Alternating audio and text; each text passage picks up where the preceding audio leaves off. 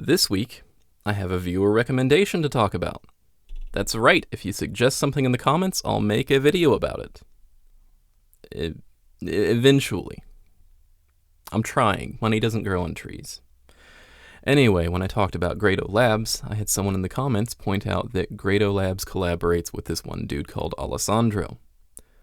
That's a Spanish name. I'm going to do my best Spanish pronunciation. Please enjoy that.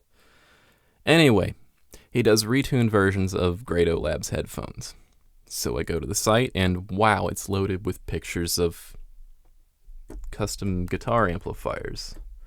And I realize, hey, wait, I actually have heard of this guy. I've definitely heard of people talking about Alessandro amplifiers on forums and such. And yeah, on the site menu under products, there's a section of headphones, the Alessandro Music Series. This being a Music Series 1, which I believe is based on the Grado SR60X. I hope. The SR80X is about the same price, and I hope this guy is getting a decent cut. There's definitely been some work done. By the way, my PayPal listed Alessandro as Hound Dog Corporation. It's always nice to meet a fellow, definitely not a dog. I guess I'll briefly mention Grado Labs again. I'm not really thrilled with my previous review of them. I mean, yeah. Their company is just like some people in a 3-story house in Brooklyn making headphones in the United States. As impressive as that is to me, at least, I'm further impressed by their entry-level headphone being $100 with shipping anywhere in the United States. Continental United States, anyway. Sorry, Alaska. Their drivers are wild, too. Obscenely precise and clear. Just using, like, copper wire. Anything I've tried that seems to come close in terms of treble precision would be using, like, aluminum in the voice coil, or a titanium coating on the diaphragm, or, heck, planar magnetic drivers. These guys are keeping up using regular copper wire and some normal plastic. Well, it's special copper wire, but it's for, like, phonograph cartridges, not, like, interstellar travel or something. It's still just copper. I mean, Alessandro is using what appears to be the exact same driver, including the markings on the back of the driver if you look through the grill, but with, like, some adjustments to the tuning to address some complaints people have with Grado stuff. It's actually pretty much what I expected from the Grado reference series. Oh well. The bass is more present. I always feel like people don't give Grado's bass response the respect it deserves. It's definitely in there. It's way more noticeable here, though. The sub bass is still pretty much a no, though. That seems to be a limitation of these drivers. The mid-range is slightly more restrained compared to the original, especially the upper mid-range. It's not cut back by a huge amount, but it still seems reasonably flat, and the bulk of the band still sounds very natural because of that. The treble is tamed way back. That's really the most striking change. The reduction in the signature sort of textural crispness that Grado traditionally has at the top end. There don't really seem to be any weird peaks or troughs there as far as I can hear, though, so it still retains a lot of the precision from the original, just more comfortable. The result is more balanced and less fatiguing than the original, more in line with popular taste in headphones. A little mid-rangey, I guess, but I mean, it's fine. Here's an interesting point. I said that the treble and mid-range are reduced, not that the bass is increased. That's because these seem to be slightly quieter at the same volume compared to the originals. Not enough to be a problem, of course. These will still be readily driven off of any laptop, cell phone dongle, collectible MP3 player, or Wi-Fi-enabled smart light bulb with Spotify compatibility.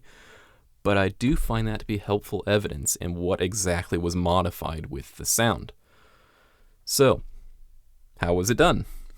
My channel plays largely to my own personal interest in how headphones are constructed and tuned, so you'd know I investigated these as carefully as I could.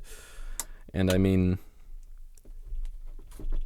these things are transparent. Any change that's enough to notably change the character or volume of the driver should be readily visible, right? Well, I have absolutely no idea. It's beginning to drive me mad. Let's start at the physical level with the construction of the plastic elements. Alessandro claims they have a larger internal volume. I think that is compared to the previous generation of music series. because yeah, I've been measuring these compared to the SR60Xs. I've been doing the artist technique, looking through one eye and checking against my thumb, and all the internal elements look like they're pretty much in the same place. Again, the drivers bear the same marking. I don't think that's it. Well, I mean, I've always theorized that the Grado Lab stuff is basically a tuned air column, that the housings are only really here to serve as a mounting frame and to define the edges of these air columns. Well, the only real difference I can see in how the air columns even could be shaped would be these little medallions in the center of the SR60Xs. And you can cover that much of the Alessandro music series with your finger quite easily, and it does not change the sound. So I don't think that's it. Well, let's take the kid gloves off a little bit here. The aftermarket tuning on these is usually done by accessing this, you may be able to see it, little film of translucent fabric on the backside of the driver here. It has 6 holes covered by some sort of cloth, and people who want to aftermarket modify them carefully pop them open, punch holes through that cloth. 1 or 2 is supposed to slightly change the sound of the low end. Here's the thing though, I don't know if you can tell in the camera, but they both have 6 holes covered by cloth that looks about the same. So I don't think that's it either. I have no idea. I do not know what the mechanical difference is. I detect it, though. Perhaps the madness has taken me the way it took so many of my ancestors. Be that as it may, are they good? Are they worth buying over the Grado Labs Prestige series? Sorry about that. Well, the short answer is yeah, probably. I mean, the Grado tuning seems to do the best job of getting just everything possible out of these drivers. Like, if you take away the often excessive treble of the original, it's a little like blunting the teeth of a shark or the claws of a tiger. I mean, there's definitely advantages for the user, but there's also a certain loss of the core nature. That being said, the Alessandro tuning is a lot friendlier in every measurable way, and will definitely be more appealing to most people. I absolutely recommend it to anyone who's ever tried a Grado headphone and gone, ugh, because of the top end. The mid-range is still very present and precise, which is something I really value at this sort of price range that all these things are going for. So, yeah. Go for it, why not?